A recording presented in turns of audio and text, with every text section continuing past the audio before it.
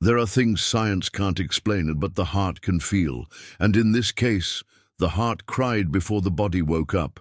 It was supposed to be just another night in the ICU, dim, cold, full of beeping machines and people breathing through wires. But in that room, something woke up before anyone even opened their eyes. The man in the bed was a familiar face at the hospital. A powerful name, once in the social columns, magazine covers, owner of a hotel empire who now lived in silence, trapped in a deep coma. 5 months without speaking, 5 months without moving, 5 months with no one knowing if he was still in there. But that night, all it took was a single sentence from the nurse, whispered gently into his ear, for a tear to roll down the left side of his face. "Mr. Augusto, I found out what they did to your daughter." She didn't even notice it at first. She was adjusting his pillow, checking his meds. She spoke out loud just because she was alone, venting. But when she looked back, she saw it. The man who hadn't blinked, hadn't reacted, hadn't moved, cried. And that, my friend, made her heart race harder than a New Year's Eve shift, because that wasn't normal. And the strangest part, no one knew he even had a daughter. "Wait, do you have a daughter?" she asked quietly, more reflex than reason. Silence. Only the soft sound of the heart monitor beeping. Then another tear fell. Some people live like kings but die like ghosts. And that rich, famous, powerful man seemed to carry a secret not even the doctors knew. But now a simple nurse had stuck a key in the lock of a past sealed shut.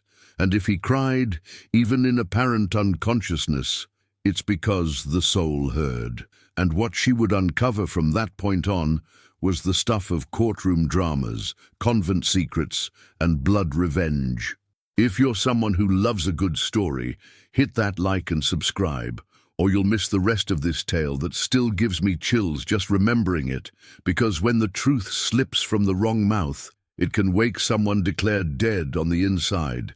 Some lie with words, others with silence. Mariana, the nurse, was new there, freshly hired, still believing hospitals were places of healing, not just places to keep people alive. And that night, after the patient's unexpected tear, she spent the rest of her shift watching him like he was a breathing riddle. At the shift change, she went after his medical records, sifted through notes, family history, tests, psychiatric reports, neurologists, and nothing. No mention of a daughter, no visits recorded from any women, no emotional connections noted. Then the doubt came. Had she misheard? Maybe she mentioned a daughter and it was all in her head. But Mariana wasn't one to swallow feelings, and definitely not tears falling for nothing. Late that morning, with her uniform changed and badge put away, she went back to the patient's room, sat in the corner chair, watched that large, imposing man with neatly combed white hair, like time itself respected his vanity even in a coma. "Sorry I brought that up," she whispered. But if you have a daughter, someone should know that, right?" As usual, he said nothing. But Mariana swore the air in that room got heavier, like someone was listening from the other side. The next day, she tried to bring it up with the head nurse. "Doctor, does Mr. Augusto have any family?" "Yes, a brother, an attorney. He handles all the legal stuff. A real pain, by the way." "Any kids? Anyone ever mention a daughter?" The doctor raised her eyebrow, clearly tired of gossip. "Daughter? No. He never married, never had kids, at least not officially." "Why?" Mariana swallowed hard. "Just silly curiosity. My bad." But it wasn't silly. It was instinct, intuition. And a woman with sharp intuition is worse than a detective with too much time on her hands. At lunch, she passed the admin meeting room to request an old file that might have been archived. That's when, walking down the side corridor, she saw a dark wooden door slightly open. The director's office. And on the wall, a huge portrait. It was a younger Mr. Augusto, beige suit, shy smile, and next to him, a girl around 6 years old, hair tied with a red ribbon, simple cotton dress, and a look that blended pride and fear, the kind of look a child gives when happy to be there, but knowing she doesn't quite belong. Mariana froze. "Wait, who's that girl?" she murmured. Before she could take a photo, the door slammed shut from the inside. "This area is off limits to staff, miss." It was the security guard, dry, harsh, almost robotic. She apologized and walked away, but the image of that girl stuck. That was real, not imagination. The man who supposedly never had kids had a photo with a little girl hanging in the admin office, and when the portrait contradicts the birth certificate, it means the truth is screaming for help in silence. Mariana decided to find out who that girl was, even if it meant facing that brother of his or poking a hornet's nest of a rich family that spent a lifetime hiding its ghosts behind facades and expensive insurance. Because sometimes what we call a resolved past is just a crime expertly disguised. They say family is everything, but some families would give everything just to bury a secret. Mariana spent the next 2 days haunted by the image of that girl.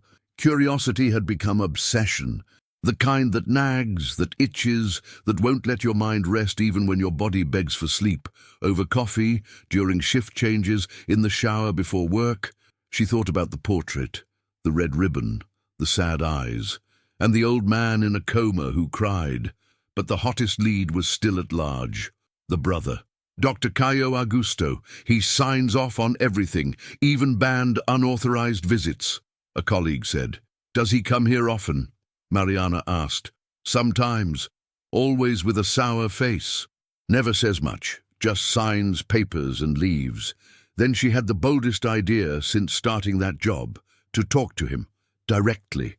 During her night shift, she accessed the legal department's contact files and called, pretending to be from admin, using the firmest voice she could manage.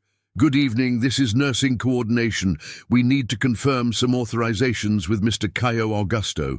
Do you have a direct email?" She got an address. Cold, formal, but it was a start. That night she wrote, "Dear legal team, my name is Mariana Alves. I'm a nurse in the ward where Mr. Augusto Nogueira is being treated. I would like to know if there are any family records to consider, as certain clinical reactions suggest relevant emotional history, awaiting your response." She didn't expect an answer, but she got one, and it wasn't just no, it was a call. "Nurse Mariana, this is Caio Augusto. On what grounds are you questioning my brother's personal history?" His voice was sharp, precisely measured. On the other end, Mariana felt a chill down her spine. "With all due respect, sir, there was an unexpected reaction during care, and I believe you are not authorized to suggest emotional diagnoses or raise family questions, understood?" Silence.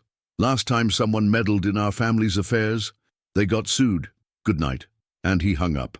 That should have been the end, but for someone who saw a tear fall from a motionless eye, a threat isn't scary, it's just confirmation. The next day, Mariana found a forgotten folder in the doctor's room, left by an intern, wide open, full of old test results for Mr. Augusto, and among the pages, a receipt, amount $15,000, reason, psychological counseling for external family support, signed, Dr. Caio Augusto. She was puzzled. If he doesn't have external family, who was this support for? She tracked down the psychologist, worked in another state. She called, pretending to be a distant niece seeking information. The psychologist was polite but cautious. "Yes, I treated a woman. Delicate case. She claimed to be the daughter of a businessman, but I never confirmed it. The brother paid for the sessions. Then everything was shut down. They told me to erase the records. I found it strange at the time." Mariana sat in the emergency stairwell, feeling the weight of the world on her back. This was bigger than she imagined. Caio, the brother, paid for therapy for a woman claiming to be the comatose man's daughter, then had it all erased. 2 questions pounded in her head. Who was this woman, and why so much effort to hide her existence? Because sometimes the ones who defend silence the most are the ones who fear the truth the most. And that cold, arrogant, power-hungry lawyer was starting to crack inside. You know the saying, "Seek and you shall find"? Yeah, but no one warns you. The truth might be worse than what you lost. Mariana was no longer just a nurse. She had become an investigator, a confidant, and unknowingly, the central piece in a story that had been asleep for over 20 years. She began to suspect that the supposed daughter, the one from the photo, the one behind the tear, the one from the psychologist, really existed, and that she had been ripped from Mr. Augusto's life, the way you erase a name from a tombstone to pretend the dead never existed. But the question remained, where was she? That's when fate, that old trickster who loves messing with us, decided to deliver the next clue. And like any good clue, it came from the most unlikely place.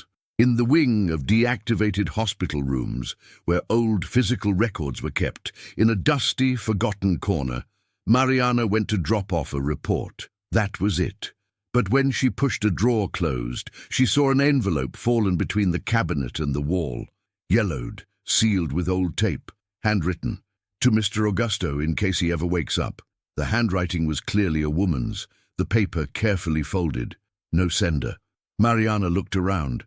The place was empty, and the silence was the kind that weighs on your chest. She shouldn't, but she opened it, and my friend...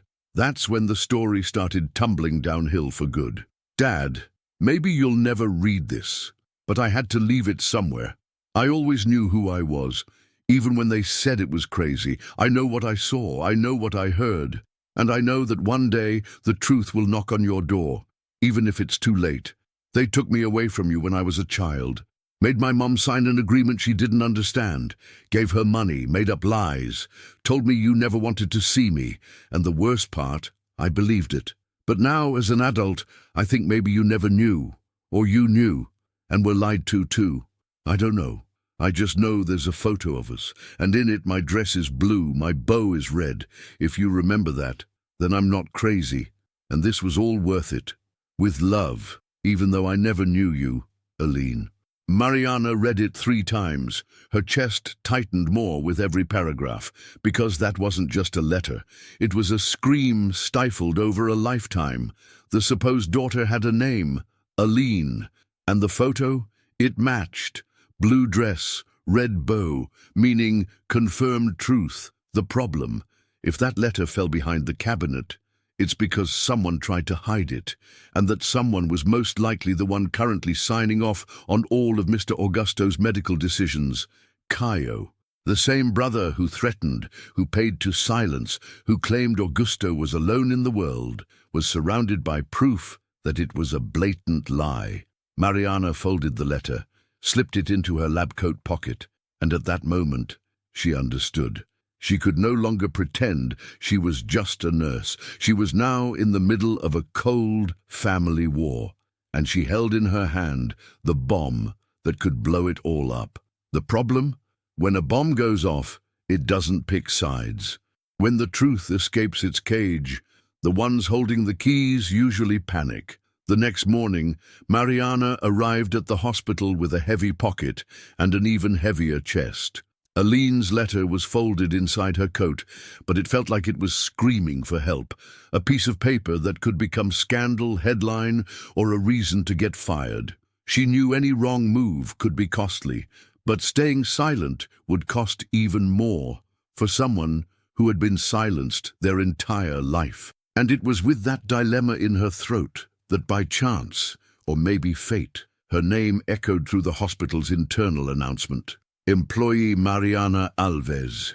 Report to the director's office at 11 a.m. The cold voice from the loudspeaker made the whole hallway freeze. Nurses exchanged looks. The janitor whispered, "Oh, full name call. That's trouble." Mariana took a deep breath and went. In the room were 3 people, the hospital's general director, the head of nursing, and him. Caio Augusto, black suit, grey tie, expensive watch, the look of someone who condemns you before hearing a word. "Please sit," said the director. She sat. "We've received reports that you've been asking inappropriate questions regarding the personal affairs of patient Augusto Nogueira," the head nurse began, "and that you accessed unauthorized areas and manipulated old documents without explicit permission. added Caio, slowly crossing his legs like he enjoyed the control. Mariana took a breath. I'm a nurse. I care for people. And when I see an emotional reaction from a patient declared to be in a deep coma, I don't stay quiet. I observe. I investigate. Because maybe, just maybe, he's asking for help. With all due respect, miss, Caio interrupted, my brother has been under neurological care for months. Medically confirmed coma. No possibility of voluntary reaction. Anything beyond that is fantasy. Then explain the tear, Mariana shot back. Explain the hidden letter. Explain the photo with the girl in a blue dress and red bow. Silence. The director coughed. The supervisor squirmed in her chair. Caio stared at her. Cold. You are overstepping every ethical line. It is not your place to investigate family matters or reopen buried wounds. You are hereby suspended indefinitely. Please leave. The room went still. Mariana stood, said nothing, but before leaving, she looked the director in the eye. And if justice ever asks why this story stayed buried, just know I was the first to start digging, and left. In the hallway, the silence was heavier than inside the office. Her colleagues didn't know what to say. One nurse came close. Was it true, Mari? The daughter thing? She answered with teary eyes. Some people spend their whole lives trying to be heard, and when they finally find someone who listens, they get fired. Before leaving, she went one last time to Mr. Augusto's room. Alone, unauthorized, unhurried, she leaned on the bed, took his hand, and whispered, I don't know why they took your daughter, but I saw what I saw, and now someone's going to have to answer for it. The heart monitor stayed steady, but for the third time in total silence a tear rolled down. The last sound Mariana heard as she left the hospital was the door clicking shut behind her. And that, my friend, was when the truth started to scream. Because when silence is forced, it turns into a scream, into rage, into justice. There are things people try to bury, but truth, when it's a seed, grows even through cracked concrete. Mariana spent the next few days at home, suspended from the hospital, unsure if she still had a job. She paced back and forth, unable to sleep. It wasn't just the injustice or the suspension. It was that cruel feeling of having left someone behind. A man unconscious, a forgotten daughter, and a secret that still burned. It was a rainy Tuesday night, and not just any rain, a downpour. Mariana had gone to the corner bakery to buy bread and cigarettes for her neighbor. Just a quick errand. But what was supposed to be a 5-minute trip became an encounter with destiny. Outside the pharmacy, a little girl, dirty, barefoot, maybe 8 or 9 years old, stretched out her hand to the passing cars.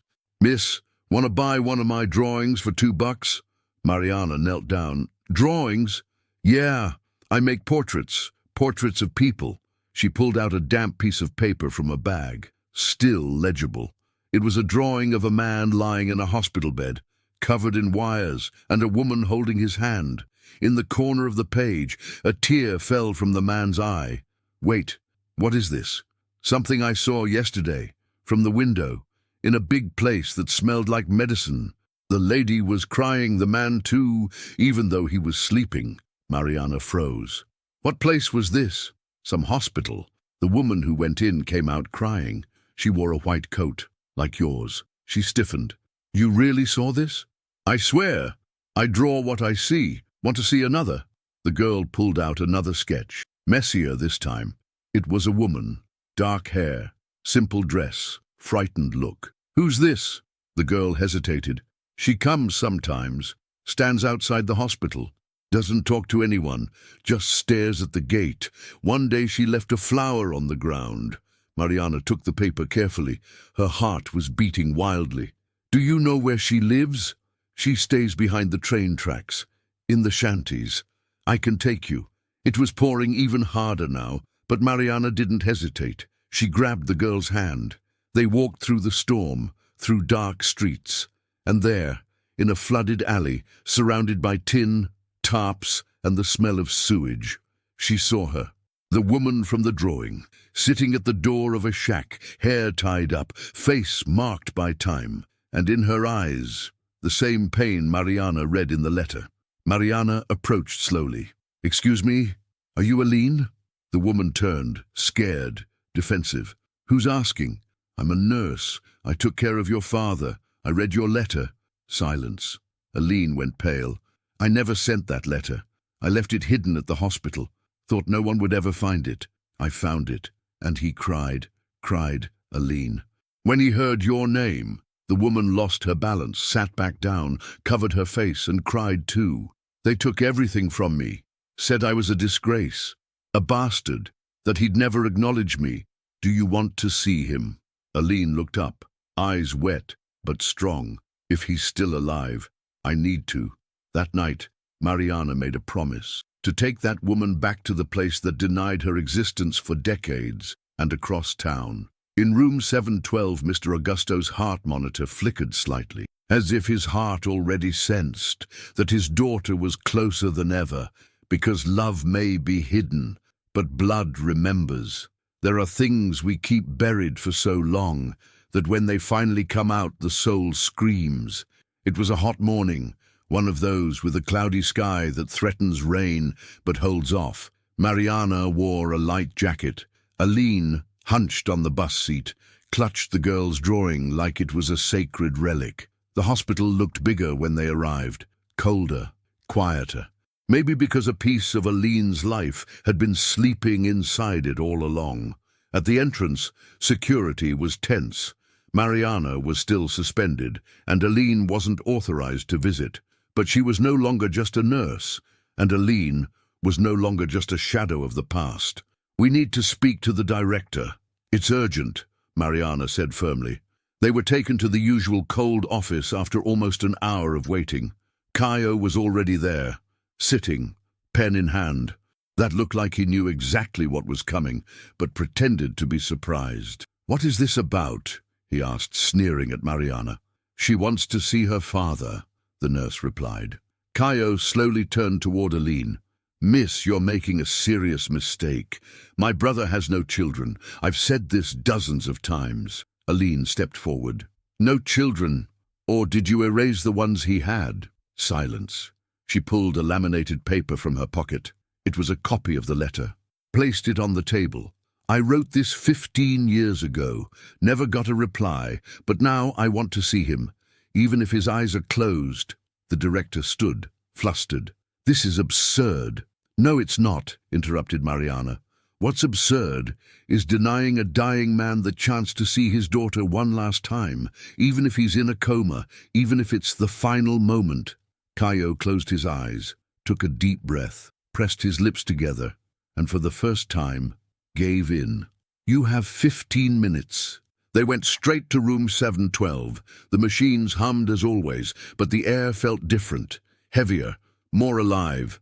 Aline stopped at the door, looked in. 15, 20 years of absence, all in 1 second. The man she remembered, big, strong, full of voice, was now frail, thin, silent, but still a father. She entered slowly, approached, held his hand. "Dad," pause. "It's me, Aline, the one from the picture, the one with the red bow, the one you forgot, or were made to forget." No response, but the monitor flickered slightly. Mariana froze. Aline continued, "I waited my whole life to see you. I hated myself for years, thinking it was my fault you left. But now, I just want to say I'm here." And then, a tear, another, and the monitor picked up, subtle but clear. Mariana approached. "He heard you." Aline squeezed his hand tighter. "Dad, I'm back, and I forgive you." In that hospital room, a reunion happened. Without hugs, without words, without a soundtrack. Just two hands held together, and two souls that recognized each other in silence, because some forgiveness needs no apology, and some love never dies. It just sleeps until it finds its way home. When the truth starts rising, lies start scattering like cockroaches in a lit kitchen. Aline's visit to her father touched even the most skeptical in the hospital. Word spread quietly, through the hallways, the nurses' WhatsApp groups, and the staff cafeteria. Did his daughter really show up? They say he cried. His heart rate spiked when she spoke to him. And the brother, he's furious. And he was. Caio Augusto locked himself in the director's office for hours, calling lawyers, sending coded messages, pacing like a caged lion, because what Mariana and Aline didn't know was that Caio had far more to lose than just a last name. He wasn't just Augusto's brother. He was the silent partner behind half the family's fortune, and the sole heir, thanks to a rushed will made 3 years earlier. But that will had a stain. In the back of a drawer at the mansion where Caio lived alone, there was an old, worn leather folder. Inside, the first version of the will, dated 1999, signed by Augusto at a notary office in Petropolis, shortly after an unexpected trip. And in it, one name: "My assets shall be divided between my brother, Caio, and my daughter, Aline, as detailed in Annex B." But Annex B had been torn out. And Aline's name, scratched in red ink, an act of rage or panic. The final signature was there, but Caio never confirmed whether that alteration had been made by his brother or by someone more interested than rightful. To be safe, Caio shelved that document and had a new one drawn up, one where he was the sole heir. No daughter, no annex, no trace. But now, with Aline reappearing and the hospital staff abuzz, that old will might return like a ghost with legal paperwork. Should he burn it? No, not yet. A cold man like Caio knew burning it meant admitting guilt, and he still thought he could control the story. Across town, Mariana and Aline were at a small cafe near the subway. "Do you remember anything from the past?" Mariana asked. "I remember him taking me to a park, just once. There was cotton candy, and a woman shouting in the distance. After that, I never saw him again. My mom always said it was better to forget." "Is your mum still alive?" "She died 7 years ago, cancer. I brought flowers to her grave alone. No one from the family came. No one." Mariana held her hand. "I'll help you. This isn't over." At the hospital, Augusto was still in a coma, but his vitals were more active, as if, after all that time, he was slowly returning, even if just a little.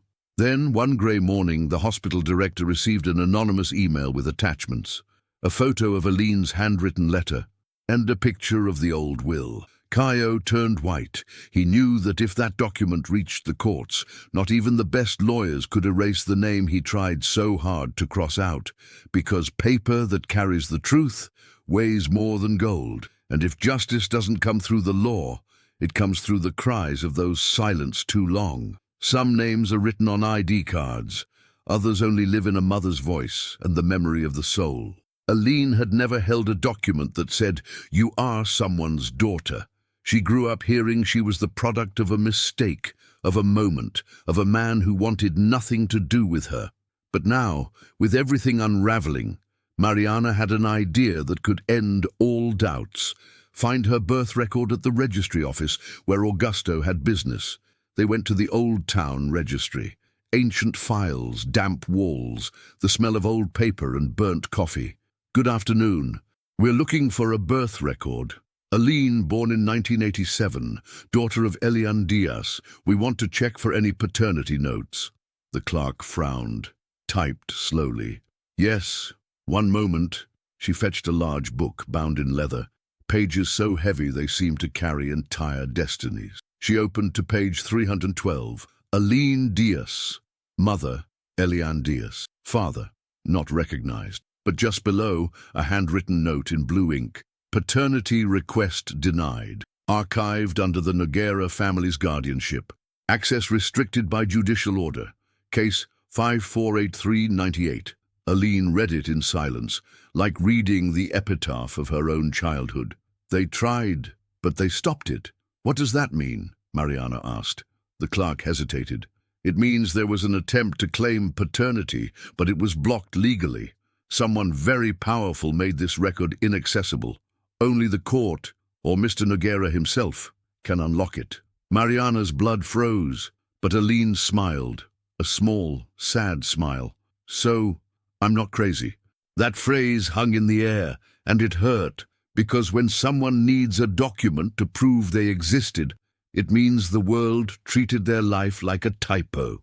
Outside the registry, Mariana called an old contact, a retired public attorney who owed her a favor for caring for his wife in her final days. "Mr. Antonio, I need help. I need someone to look into an archived case. It's serious, an old injustice. Send the case number, I'll handle it. But be careful, that name has big people around it."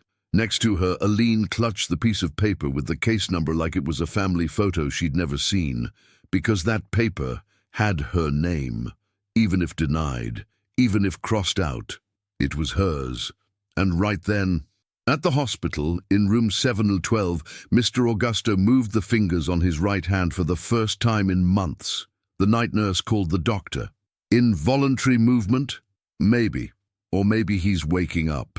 Well, the line between coma and consciousness is thin, but sometimes what awakens a soul isn't medicine. It's the truth getting close, and it was coming, with a name, a surname, and a case number. Mr. Antonio, the retired lawyer, called back later that afternoon. "I found the case. It's a mess, missing pages, redacted sections, but there's one piece you both need to see with your own eyes." Mariana and Aline went to his house, an old two-story place in the Brass neighborhood, full of books, folders, and the smell of old newspapers. Mr. Antonio was the kind of man who knew more than he said, and when he spoke, even silence listened. In 1998, Aline's mother filed for paternity recognition. There was a photo, a ribbon, and a videotape. The photo disappeared. The letter vanished. But the tape, someone forgot to destroy it. He pulled out a VHS tape from a shoebox, labeled in handwriting, "Jardim Aurora, Father's Day, 1996. This Jardim Aurora was a temporary orphanage. Aline stayed there a few months when her mother got sick, and on this tape, well, you better see it for yourselves. He played it. The screen flickered, washed out colors, distorted sound. It was a children's presentation. Music in the background, parents in plastic chairs. Kids dancing with colorful signs. "Dad, I love you." The camera panned around until it stopped on a girl with a red ribbon in her hair. Aline. In the corner of the frame, a man in a beige suit entered the room. He looked around, a bit lost. The kids screamed, "Daddy!" Aline ran to him, grabbed his leg, smiled. He knelt down, hugged her, looked at the camera and smiled awkwardly. It was Augusto. Mariana froze. "It's him!" Aline was speechless, hand over her mouth. On the tape, Augusto said something inaudible. Then he picked her up, kissed her cheek. She laughed. Abrupt cut. The screen went black. Mr. Antonio paused it. "This was never submitted to court, but it's mentioned in the case files as inadmissible evidence due to lack of authenticity." Mariana exploded. "What do you mean? It's right here, crystal clear. He went to the orphanage. He hugged her. How does that not prove anything?" The old man sighed. Because back then, emotional proof didn't stand up to wealth and last names, and Caio had already started pulling strings long before. Aline cried, not from sadness, from relief. "He came. He knew. He saw me. He loved me, even if he disappeared after." Mr. Antonio turned down the volume. "This video is more powerful than any will. It shows a bond. It shows affection. If we add it to the letter, the altered registry, the cover-up attempts, the courts will have to recognize you." Then Mariana had one final idea. "We'll bring this video to the hospital. He'll watch it, even if he's in a coma. If there's still a father's heart in there, he'll react." The next morning, Mariana returned to the hospital with a borrowed VHS player, tape in hand, and permission from a new interim director. The old one had requested leave after internal complaints. Wonder who filed those? In room 712, the TV was turned on. Aline sat beside her father. The tape rolled. When her image as a little girl appeared, when those voices echoed in the room, when Augusto on screen called her "my girl," the heart monitor spiked. First the heart, then the breathing, then the right eyelid. It moved. Aline cried in silence. Mariana held her hand and whispered, "He remembers." Because love can be buried under paper, lawyers, and money, But when an image from the past enters the eyes, the soul recognizes. There are things no doctor bets on, but love, my friend, love is stubborn. The next day after the video, room 712 buzzed like a miracle was unfolding. Nurses whispered in the hallways. The neurology team rechecked charts like they were spotting typos in an ECG. But it wasn't a mistake. It was a miracle. The man who had been in a coma for 5 months now squeezed fingers, moved his eyes, reacted to sound. And that Friday morning, looking more alive and with a stable pulse, the lead doctor said the phrase no one dared dream of. "He's coming out of the coma." Aline couldn't believe it. She spent hours in the waiting room, hugging the drawing from the little girl on the street. Mariana, no longer worried about her badge, walked straight in. After everything, she didn't need anyone's permission to be there. Later that afternoon, they called Aline. "Want to see your father? He's still weak. Might not speak, but his eyes are awake." She entered slowly. Her hands trembled. Her throat was dry. It was like facing a mountain she'd spent her whole life trying to climb, and now she stood at the summit.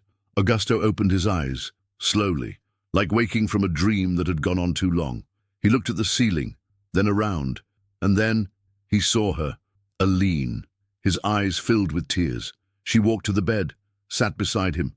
"It's me, Dad. Aline." He blinked, tried to speak, couldn't.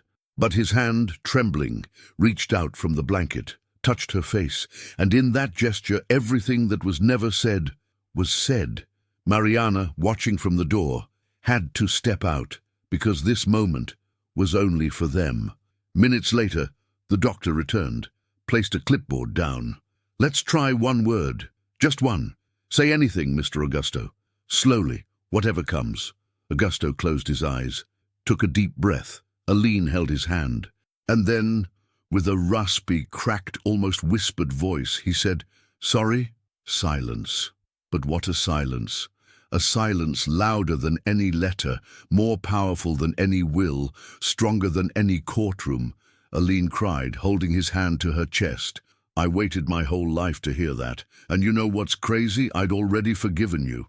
Augusto looked at her, eyes full. "You grew up." She smiled. "And you got old." They laughed, while crying, because sometimes life doesn't give second chances. But when it does, it's for those who had the courage to stay. Outside, Caio watched everything on the security feed, said nothing, but clenched his fists so tightly, his ring slipped off his finger, because the one thing he tried to erase his whole life was now breathing, speaking, and had a name, and a name can't be erased with ink or fear. Some people live for appearances, and when the mask falls, the true face hurts more than the disguise. Augusto lived 3 more months, long enough to rewrite his will, name Aline his legal daughter, and dissolve Caio's power. Aline opened a foundation to support girls like her, silenced, erased, neglected. She called it the Red Ribbon Foundation, named after the bow she wore in the only photo of her childhood. And on the day of the inauguration, with dozens of girls running around and laughter echoing through the hall, Mariana whispered to her, "You didn't just find your family. You built one. Because not all inheritance is made of money. Some are made of healing, and that day, something greater than a hotel empire was born. A clean name, a real story, and a daughter who defeated silence, because some people are born invisible, but they were never meant to live erased." So, what did you think of that story, huh? Drop your comment below, hit that like button, and subscribe so you don't miss the next incredible tale. See you next time. From your rich grandpa.